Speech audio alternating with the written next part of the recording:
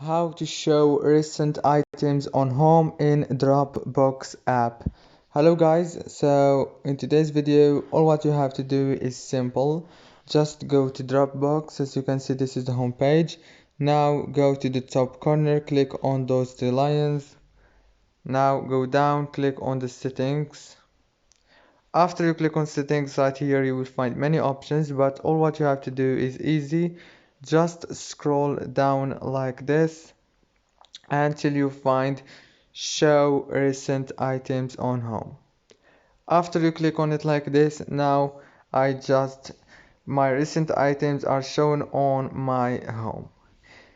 And yeah, that's it for today's video. Don't forget to like and subscribe, and thank you so much for watching this video until the end.